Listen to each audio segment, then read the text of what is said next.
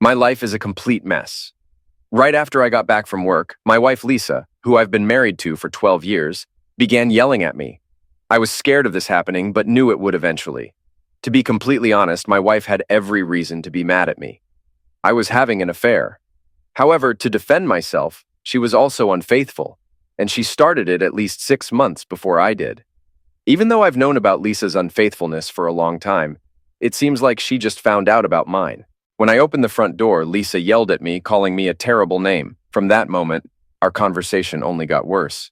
Even though I could barely make out what she was saying, it was obvious that Lisa had found out about my relationship with another woman, and she wasn't happy about it. I couldn't find a way to interject or calm the situation, so I just stood there, silently staring at the ground, wondering how to escape if things turned violent. Once Lisa had cooled down a bit, she asked, "So, what do you have to say for yourself? Why shouldn't I just file for divorce?" I replied softly, "First off, I know you've been having an affair for the past 9 years, so I agree. Maybe we should get a divorce." What's going on?" Lisa was shocked, her face turning pale. I reached into my briefcase and handed Lisa several photos I had brought. They revealed her affair. I wasn't sure how she'd react, but what happened next caught me off guard. Let me clarify, Lisa is very wealthy and could easily use her lawyers against me. However, instead of getting angry as I anticipated, she dropped the photos and began to cry. Then, with a look of deep pain and sorrow, she turned to me. Her next words completely surprised me. "I don't want to divorce you. I love you." Then she hurried to our bedroom. Her response left me stunned and even more puzzled than usual. Lisa is the most beautiful woman I've ever known. I never imagined, not even in my wildest dreams, that we'd end up together. And when we did get married, I expected Lisa to grow tired of our relationship and leave me within a year or two. In our marriage, there was this funny thing about Lisa's family being super rich and insisting on a prenup. Naturally, I agreed, but there was one clause that almost made me walk out. Lisa wanted it in writing that we wouldn't have any kids, and after some thinking, I went along with it. But by the end of this tale, I ended up with 4 children. Can you believe how messed up my life is? Let me give you some background. Lisa Gravois is my wife, and I'm David Todman. She didn't take my last name because her family runs a top-notch perfume company, Gravois Scents, and her name is a big deal in that world. Since she's a part owner, it made sense for her to stick with her maiden name. I wasn't thrilled at first, but it's worked out okay over the years.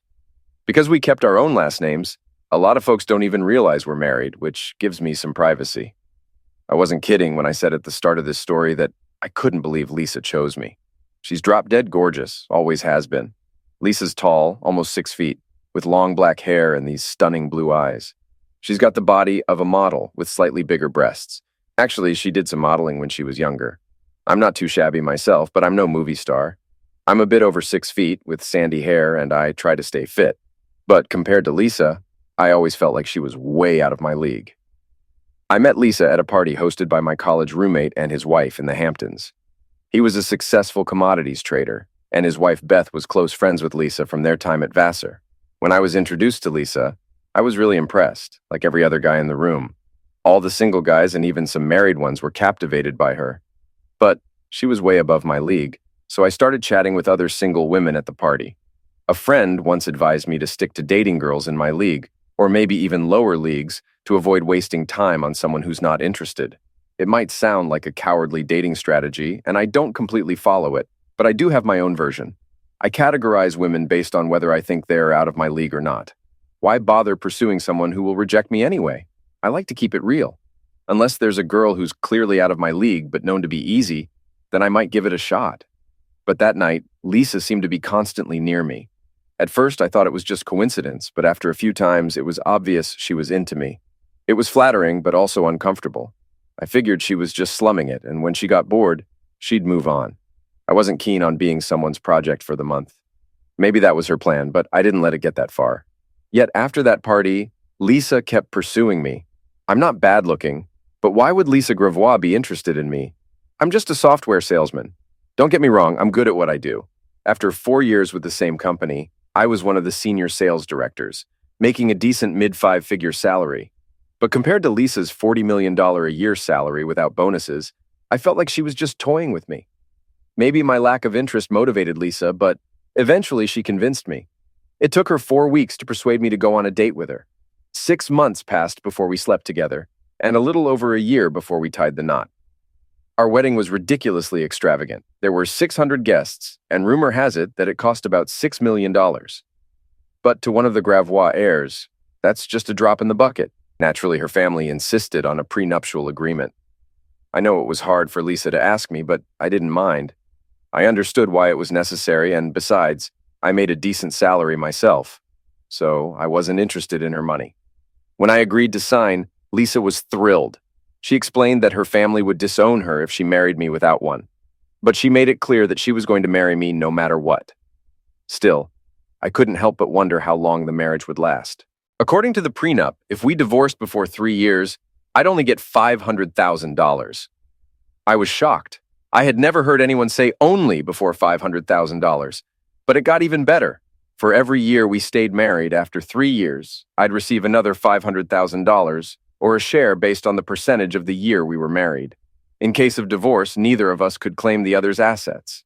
But the best part was knowing that I got to be with the most beautiful woman in the world. And if things went south, I'd walk away with at least $500,000. Of course, the prenup also stated that we both agreed not to have children. Although I eventually accepted that condition, Lisa's parents weren't happy about it. But Lisa wasn't close to her parents. She claimed they favored her brothers and that they only saw each other during board meetings. Besides, she had already fought with them about having children years ago. It's no surprise we didn't see much of them over the years. And when they did visit, it was uncomfortable, especially for me, because they looked down on me. The initial 3 years of our marriage were fantastic. I genuinely felt loved by Lisa during those happy times. However, shortly after our 3rd anniversary, I uncovered Lisa's infidelity. Our marriage was quite unusual. Lisa's job required her to travel extensively. I'd estimate she was away about 1 week out of every month. In the early years, I joined her on her trips whenever possible. There were occasional stretches where she'd be home for 5 or 6 weeks in a row, but those were rare. Yet, whenever she returned, our intimacy was intense. My realization of Lisa's affair began with a newspaper photograph. Due to her status, she often appeared in the society pages. So I made a habit of checking that section daily. One day I glanced at a picture from a party in Paris and almost missed it. It took a magnifying glass to confirm my suspicion. In the background of the photo, I saw someone resembling Lisa. With the magnifying glass, I confirmed it was her. Now, you might ask, what's the big deal? It was significant because at that time, Lisa was supposed to be in Japan, handling business matters for the company. Sure, there could have been various reasons for her being in Paris, yet I couldn't understand why she'd change her plans without informing me. I needed to learn more. Maybe it was just a last-minute change in her schedule, but I had to investigate. Initially, when we got married, Lisa wanted me to quit my job to travel with her. I declined, as I didn't want to rely solely on her financially. Eventually, she stopped asking. Marrying into a family like Lisa's comes with abundant resources, but I avoided using her money because I knew she paid close attention to finances. Instead, I used my own checking account, where my salary was deposited, mainly for buying Lisa birthday and Christmas gifts. It's not easy shopping for someone who seems to have everything. It bothered me tremendously, keeping me up at night and affecting my appetite. I felt compelled to find out what was going on, so I dipped into my personal funds and hired a private investigation firm. I made sure to choose a firm that the Gravois companies had never used before, one that had a good reputation from St. Louis. After spotting the photo in the paper, I noticed Lisa's schedule had her traveling much more than before. With the new schedule, she was away for about 2 weeks each month. However, I was puzzled because our intimate life remained strong. Lisa always appeared genuinely upset when she left for her trips and ecstatic upon her return. At times, I almost convinced myself I was being paranoid. About a month later, my suspicions were confirmed. I received the report from the private investigator along with the painful photos. It was a new level of anguish for me. The report identified Lisa's lover as Gerard Lavelle, whose family was deeply involved in banking across Europe. Gerard was the president of the family holding company. Gerard and Lisa had grown up together, and there was once speculation they'd marry.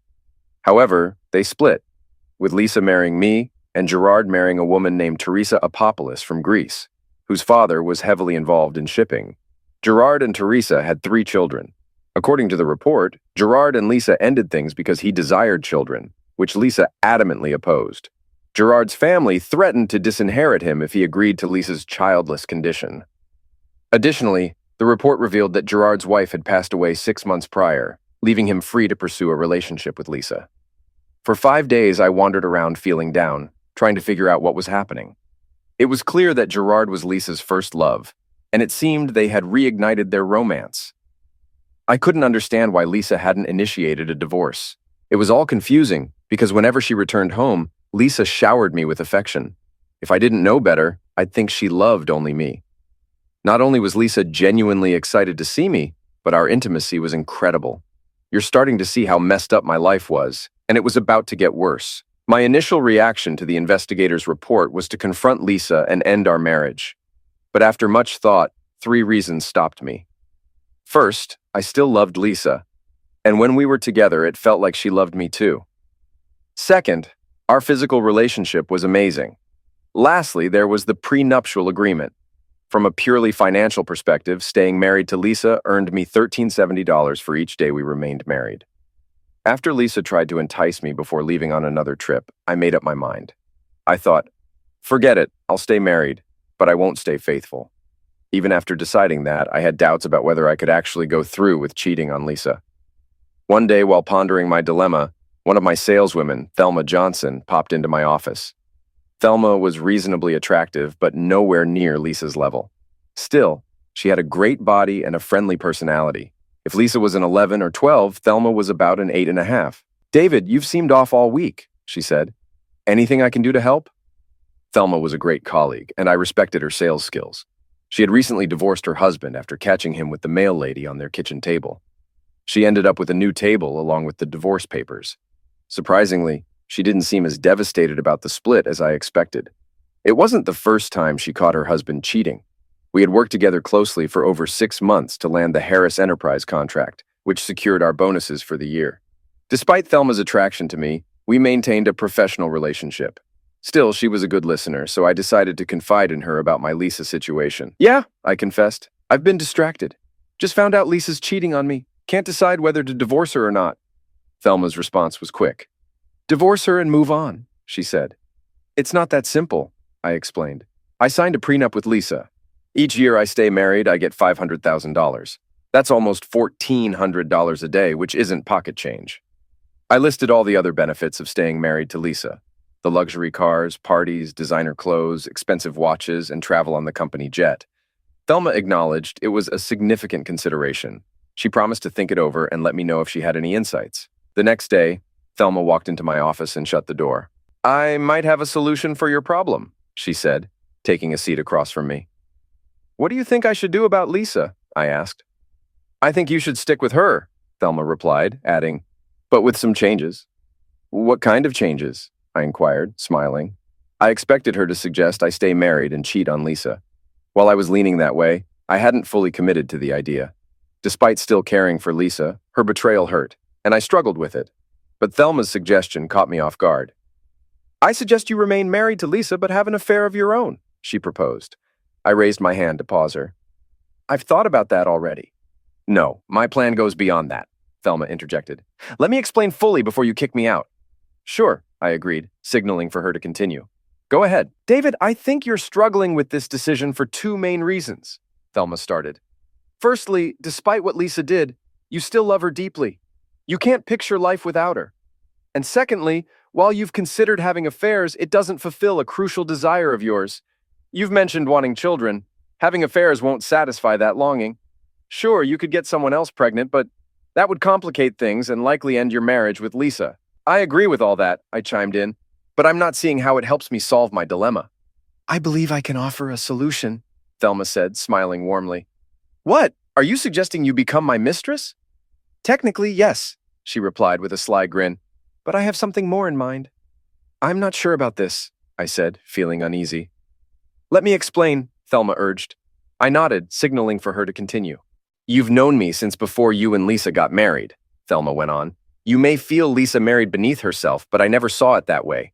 She's lucky to have you, and she's foolish for risking losing you. But since Lisa's being foolish, I'm not passing up this opportunity. My dating history's been a disaster. I had doubts even before I married Fred last year. I sensed we weren't right for each other, but he seemed kind and loving at first. It wasn't until after we wed that I realized he was controlling and unfaithful. I nodded, allowing Thelma to continue. I've always had feelings for you, but it seemed like you weren't interested in me romantically. We've been close friends for years, but you never saw me in that light. I accepted that and knew I couldn't compete when Lisa entered the picture.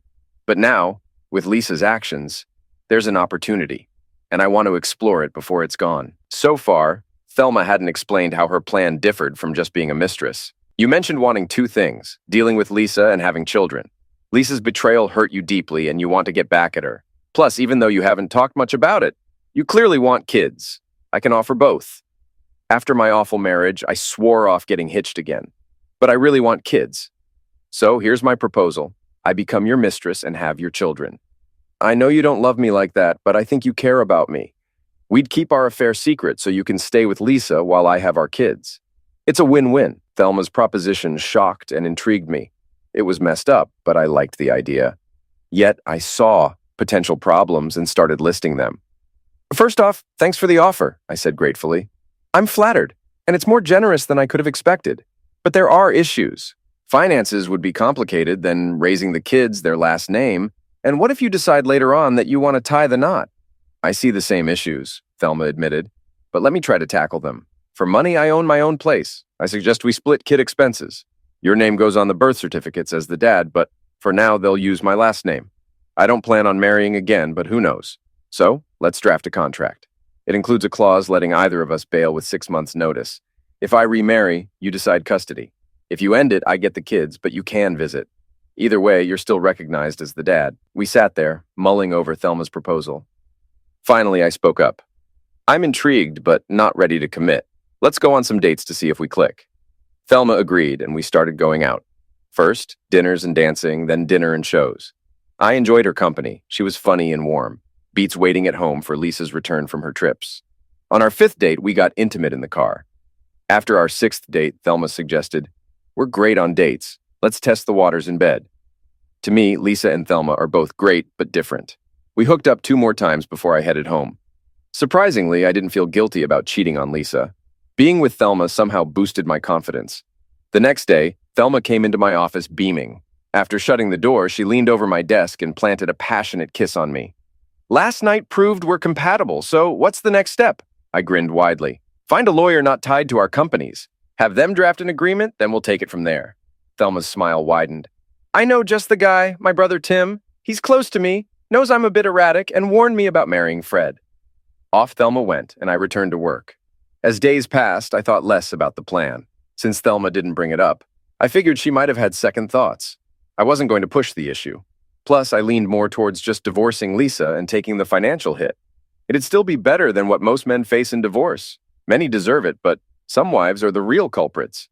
In my case, at least, I'd come out with a good chunk of cash. 2 weeks later, Thelma walked into my office and closed the door. She placed the completed agreement on my desk. "Take your time reviewing it, make any changes you want. If we're both okay with it, we'll sign in front of my brother, who'll arrange witnesses and a notary." I was taken aback because Thelma hadn't mentioned the proposal since our night together, and we hadn't gone on any more dates. I thought the idea had fizzled out. But there it was, the agreement, sitting on my desk. It's amazing how quickly I found myself considering the idea of having Thelma as my mistress and having kids with her again. Thelma's brother covered everything thoroughly, even things we hadn't thought about. One thing that stood out was what would happen to the kids if something happened to either Thelma or me. That sent a shiver down my spine. Tim's solution was clear-cut. If Thelma passed away, Tim and his wife would raise the kids if I stayed with Lisa. If I wanted to acknowledge them later, they'd be mine. If I chose to stay with Lisa, I'd still have full access to any kids Thelma and I had. If they didn't already know, they'd be told I was their dad. If I passed away, the kids would take on my last name, and my estate would go to them, managed as a trust until they turned 25. I was still mulling over my decision when Lisa mentioned on a Monday that her travel schedule would increase the next year. That sealed it for me. The next day, I asked Thelma to set up a meeting with her brother. The meeting with Tim was strictly business. Regardless of his personal thoughts on the agreement, it was clear he cared for his sister and wanted her happiness. "David, you're one lucky guy," Tim said, shaking his head. "I've seen pictures of your wife, and she's stunning. And my sister's no slouch either. Man, I'm jealous." I chuckled at Tim's words, but Thelma shot him a look. "Tim, Gloria's beautiful, and you're lucky to have her." I know, sis, but it'd be great if my secretary offered a deal like this, Tim joked, then quickly added, I'm kidding. Gloria's more than enough for me. Besides, she'd end me if I even suggested something like that. Thelma seemed content, flashing a smile. We refocused on the agreement. One clause outlined scheduling our intimate moments for when Lisa was away, but we adjusted it early on to align with Thelma's fertile days. That first night, Thelma looked stunning in her teddy. Her figure was curvy and inviting. Both of us were eager. At work, Thelma and I remained strictly professional. She informed others that she was done with dating and planned to conceive through artificial means. 3 months later, she called to share the news of her pregnancy. We kept our bed life going during the pregnancy as much as possible.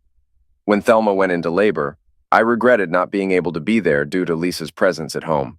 However, once it was feasible, I rushed to the hospital to meet Thelma and our son, Gavin.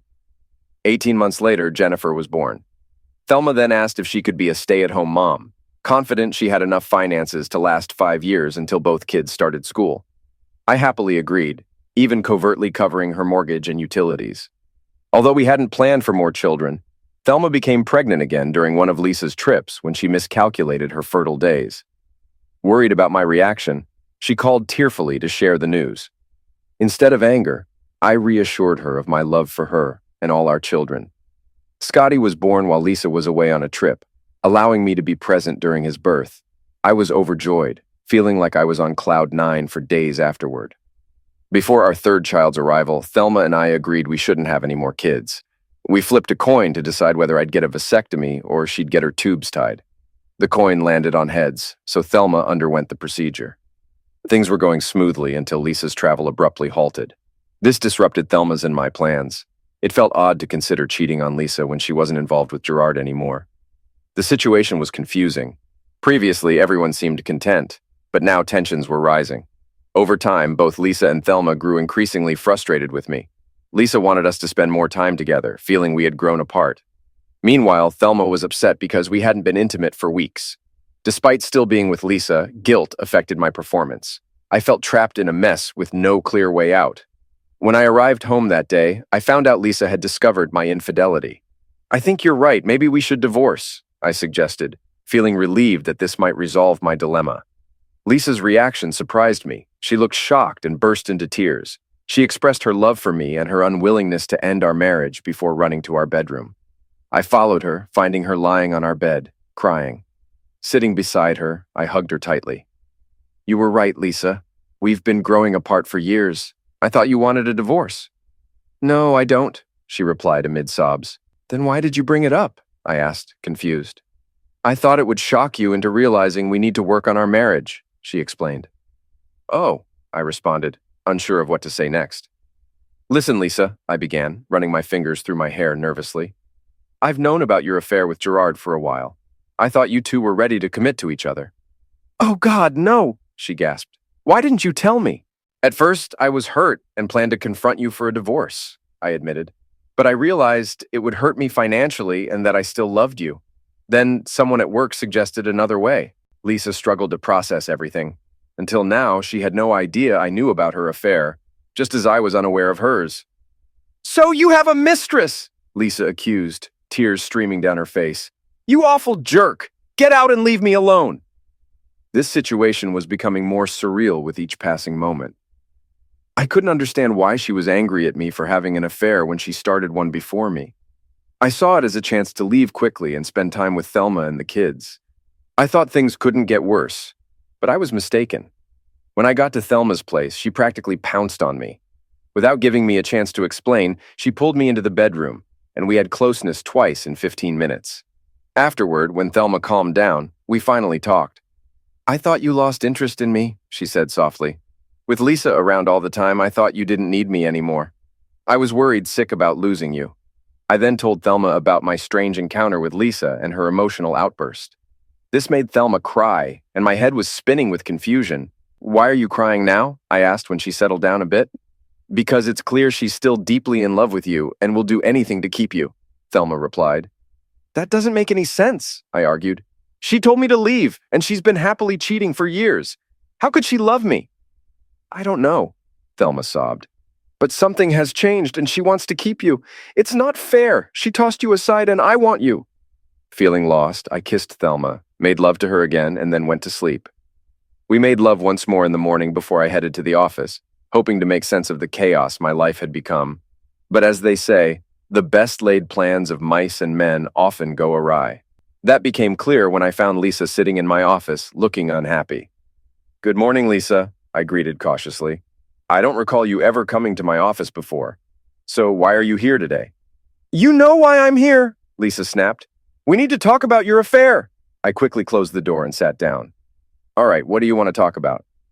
"First off, who is she?" "Her name's Thelma Johnson. She used to work for me." "Wait, did you hire someone to follow me?" "No, a friend of mine saw you kissing her in a restaurant the other day. They tried to follow her after you kissed her passionately, but lost her." "Are you planning to keep seeing her?" "Oh boy," was all I could muster. "Well, are you?" "Lisa, you're not gonna like what I have to say, but you need to hear it. After I spill everything, I think we'll both agree it's time for a divorce." Sadness washed over Lisa's face, but she nodded. "If you hadn't stopped going on your trips, we wouldn't be having this talk," I started. "What do my trips have to do with this?" Lisa asked sharply. "I already told you I knew about your affair," I said bluntly. "You meet up with Gerard during your trips. So, while you were away, Thelma and I got together. You know, what's good for the goose is good for the gander." My attempt at humor didn't land. "I decided since you were cheating, I could too. I tried to keep it too when you were away, but we had extra sessions when Thelma was fertile so she could get pregnant." "You have a child!" Lisa shouted, jumping up. "Lower your voice and sit down," I insisted. "No, we don't have one child, we have 3. You know I always wanted kids and you didn't." After spending what felt like forever trying to get Lisa to respond, she finally said, "I need some time to think about all of this." With that, she got up and left. I figured it wouldn't be long before the company lawyers had the divorce papers ready, maybe a day or two. During that time, I decided it was best not to risk Lisa's anger, so I stayed with Thelma. That night with Thelma was a relief, and yeah, we had a wild time, and yeah, I enjoyed every moment of it. But the next morning, I got a call from Lisa at my office. I thought she was just calling to inform me about the divorce papers, but what she actually said was the last thing I expected. She wanted to meet Thelma and my kids. "Listen, Lisa," I took a firm stance. "I get that you're mad at me, and we can debate whether it's justified. But I won't let you involve my kids in this mess, and I definitely won't let you mistreat them or Thelma." "David," she said calmly, "I promise on everything that's holy. I won't do anything to harm, insult, or disrespect your kids, Thelma, or you. I genuinely want to meet your kids, and I really need to talk to Thelma. I'll even have a qualified nanny to watch over the kids while we talk. After our meeting, if you still want the divorce, I'll stick to our agreement." I thought about it for a moment and figured meeting with Lisa might be the quickest way to settle everything. But I made it clear that if Lisa did anything to upset my kids or Thelma, things would turn ugly fast. "All right, let me check with Thelma," I said. "If she agrees, when and where do you want to meet?" "How about at our house tomorrow morning at 10? Thelma wasn't thrilled about the idea of meeting Lisa. She was worried that seeing them together would make me realize how much better Lisa was. I just brushed it off and told her it was the quickest way to get the divorce done and dusted. The next day, I drove Thelma and my 3 kids to my house with Lisa. Thelma seemed overwhelmed by the size of the estate, but the kids were thrilled about the swimming pool, game room, and ice cream bar I promised them. Instead of walking in as usual, I rang the bell. It was surprising when Lisa answered the door, as there were usually servants around during the day to do that. "David," Lisa greeted with a smile, "you don't need to ring the bell to come home." I wasn't sure what kind of welcome I'd get, I admitted timidly. Lisa introduced us to Helen, the nanny, who seemed friendly. "Helen will take the kids to the pool. We'll be in the kitchen, where you can keep an eye on them." In the kitchen, Lisa offered us drinks. I wanted a scotch, but opted for Pepsi given the circumstances. Thelma chose water, while Lisa poured herself wine. I couldn't help feeling it was unfair. If I'd known there would be alcohol, I would have ordered differently. "Thelma," Lisa began, "David told me you've been together for about 8 years?" "We've spent as much time as we could," Thelma replied nervously. "David insisted we only meet when you were away on trips, but he'd often stop by for an hour or two to see the kids and attend their events." Lisa shot me a strange look. "So, you've been happy with David? Don't you want a full-time husband?" David is the best man I've ever known, Thelma asserted. He's a better husband and father part-time than most men would be full-time. So I'm content with whatever David is willing to give. I understand, Lisa said, wiping away a tear. She turned to me. Would you mind checking on the kids so Thelma and I can talk in private? I glanced at Thelma, who looked really nervous, but she gave me a nod. Since I had the day off, I was in shorts, so I kicked off my sandals and sat by the pool, watching the kids splash around. I couldn't help but wish Lisa had wanted kids and hadn't cheated on me. Occasionally, I peeked through the kitchen window. At first, it seemed like Lisa was doing all the talking. Then Thelma spoke, and Lisa started crying. They went back and forth, and Thelma seemed to be writing something. Eventually, they hugged each other, both in tears. Lisa then opened a slider and called me back inside. I felt a bit hesitant. Once indoors, I was told to sit in the same chair. I wondered if they still had drinks, but didn't ask. David, Thelma began, holding my hand. We've reached an agreement. Okay, I said cautiously. Is it something I won't like? We'll let you decide, Lisa said. Our agreement is to share you. Talk about a shock. I had come expecting to sort out the divorce details with Lisa. Now I was being told that both women wanted to share me. I'm not sure about this, I said, moving my chair back a bit. Lisa, you cheated on me for nearly 9 years, and yes, I cheated on you for about the same time, but you started it. I don't get why you don't want to be with Gerard all the time. If you divorce me, you're free to do that. Lisa began to cry, and Thelma punched my arm.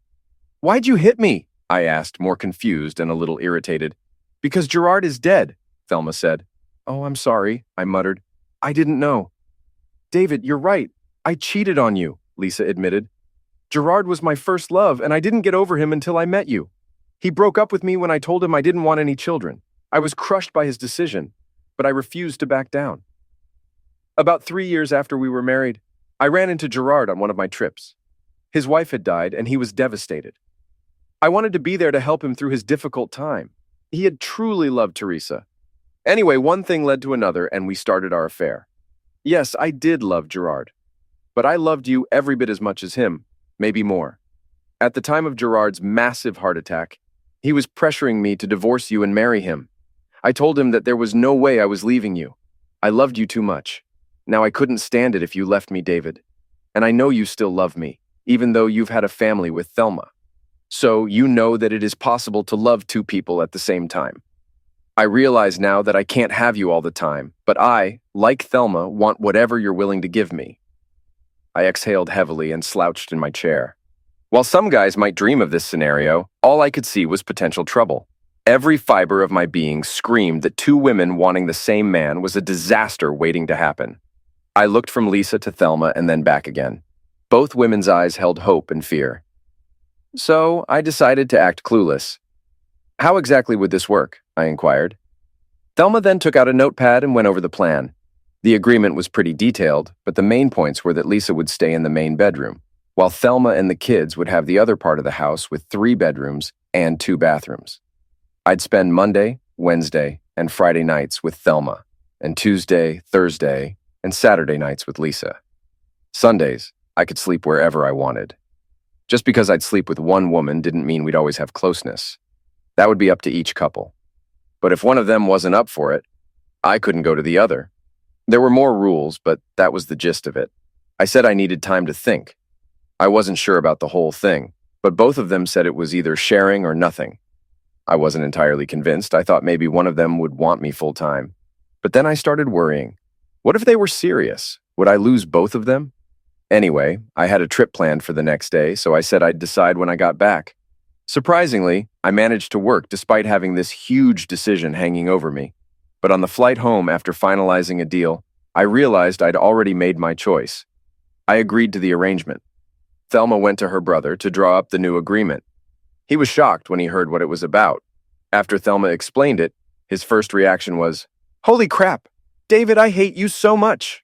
I knew he was joking, so I joked back. "You could get a mistress yourself," I suggested, and got a smack from Thelma. "I wouldn't dare," Tim confessed. "Gloria would end me." The agreement seemed to be going fine until around 7 months in. I can't say my bed life has gotten a lot busier, but it's more consistent now. I'm having closeness at least 3 times a week, sometimes even 4 or 5.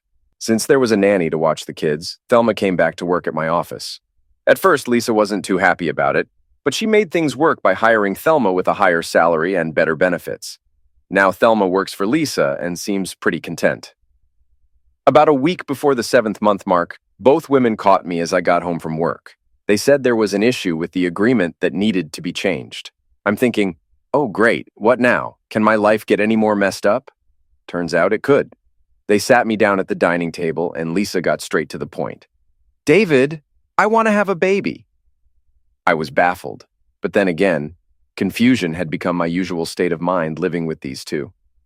I never would have guessed in a million years that Lisa would want to talk about having a baby.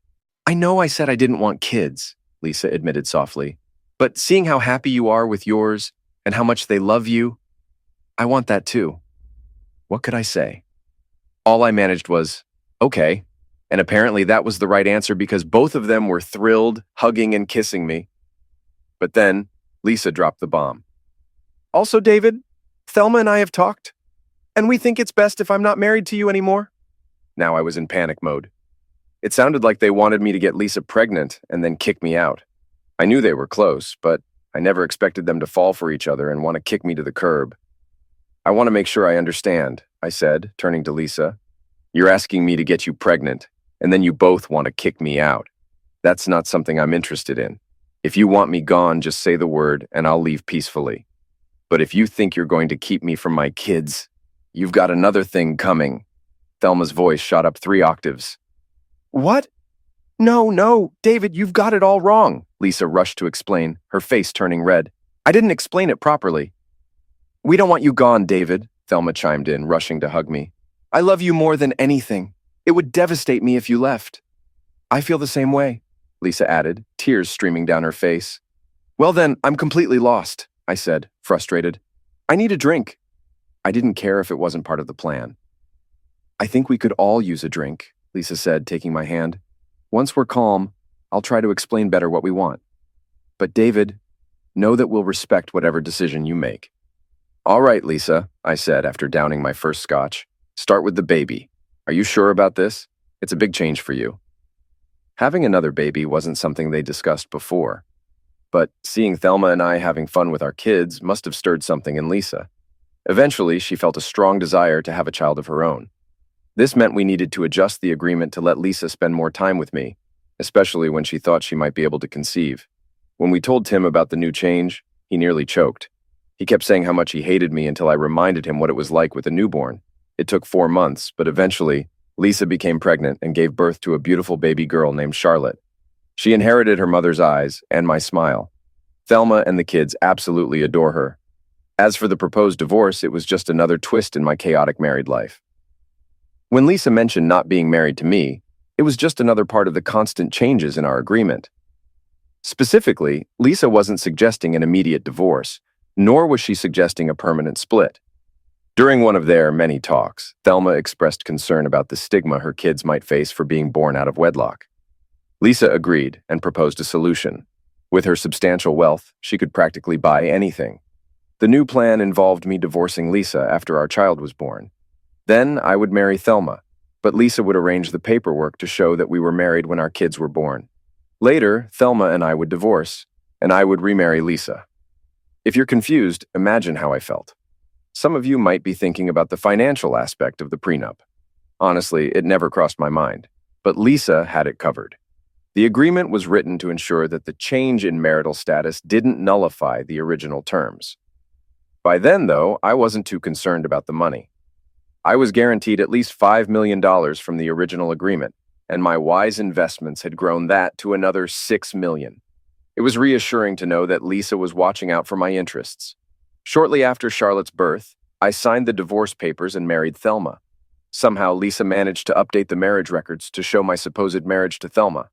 I asked her why we went through the ceremony instead of just changing the records, but she said it was a women's thing, so I dropped the subject. I stayed married to Thelma for a year, then divorced her to remarry Lisa. Another year later, I divorced Lisa again to remarry Thelma. I can't explain why, they simply told me they both liked being officially married to me. The only downside of Lisa having a child was that her parents wanted to visit more often to see their new grandchild. This messed up our living arrangement, and I was pretty sure Lisa's parents weren't buying her excuse about needing her assistant nearby. Plus, I'd catch them giving me looks when they thought I wasn't paying attention. Lisa's mom seemed impressed, while her dad looked jealous. You're probably wondering what the kids thought about our unique family setup. When they were young, they didn't think much about it. But as they grow older, we'll tell them that their moms are good friends, and I've been married to each of them at different times. We'll keep it simple. When they hit their teenage years, they'll likely realize that our family is a bit different from others. Tim checks in with me about every other month for updates. I think he lives vicariously through me. I know our situation is messed up, but I love my kids and my wives. Thankfully, we have enough money to make it all work. As I mentioned earlier, my life is chaotic, but it's chaotic in a strangely good way.